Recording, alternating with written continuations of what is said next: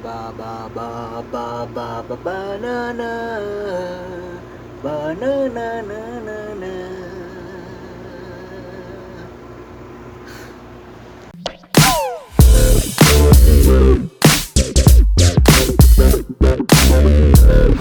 Kumusta kayo mga kaibigan? How's your day? Today, I'm making this video about this GPU called Rx570. Gawa ni AMD, kalaban ni Intel.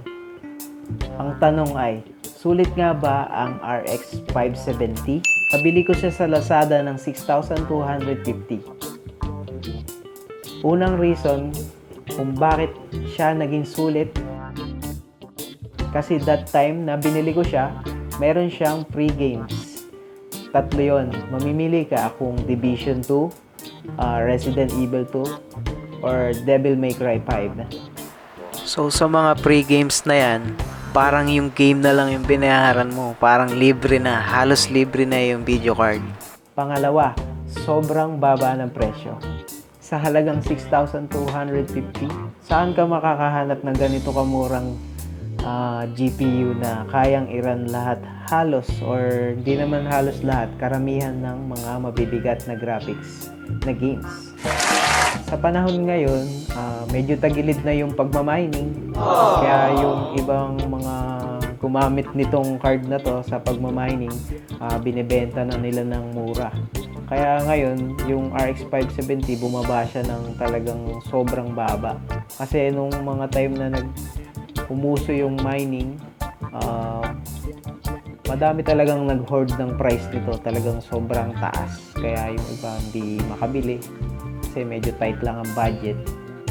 So ingat na lang din guys sa pagbili ng mga second hand na ganito, kasi baka mamaya pasira na yung unit na mabili nyo, magsisi kayo bandang huli. Kasi yung iba, yun nga, ginamit sa mining, 24 hours yan nakabukas, walang patayin yan. Kaya yung mga board yan medyo luto na. So ingat lang guys. Dito na kayo sa bago, at least may warranty siya. So yun nga, nabili ko nga sa Lazada, sa easy peasy siya. Meron siyang OR, official receipt, para dun sa warranty niya. As I've said earlier, kayang-kaya niyang i-run yung mga games na medyo demanding, like PUBG, Battlefield, GTA 5, etc. Name it, RX570 can handle it.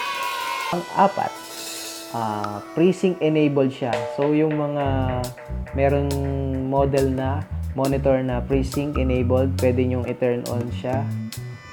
Mas maganda yung game niya, hindi siya screen tearing.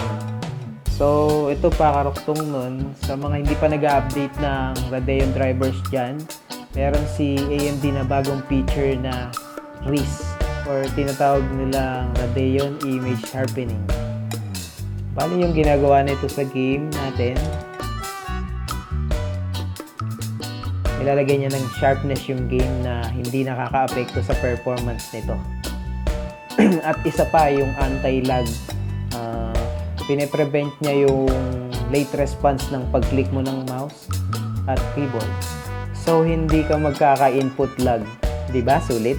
Sa mga larong Dota 2 or yung mga fast-paced games like Battle Royale games like PUBG, Battlefield 5, etc. Diba? Sulit. Panglima, sulit siya kasi kung student ka pa lang, yung source of income mo, yung binibigay lang sa'yo na bahaw ng magulang mo, tatabi ka lang ng konting barya, or yun nga, nag-iipon ka, sulit siya para sa akin kasi every penny na itinabi mo, pag naipon mo na siya, tapos naibili mo nito, makita mo yung pinag-ipunan mo na ganun kaganda. Diba? Sulit yun. Tapos pang-anim, wala na akong maisip. So final thoughts na lang dito sa video card na ito sa mga student, first time builders dyan ng gaming PC. Ito ang marerecommend ko sa inyo. Dito na kayo, wag na kayong lumingon sa berde. Dito na tayo sa pula. So joke lang mga Nvidia fans. Salamat guys. Please like, share, and subscribe kung nagustuhan nyo ang ginawa kong video. Ganon? May ganon. Tapos na po. Diba sulit? Diba sulit? Diba sulit? Diba sulit? Diba sulit? Diba sulit?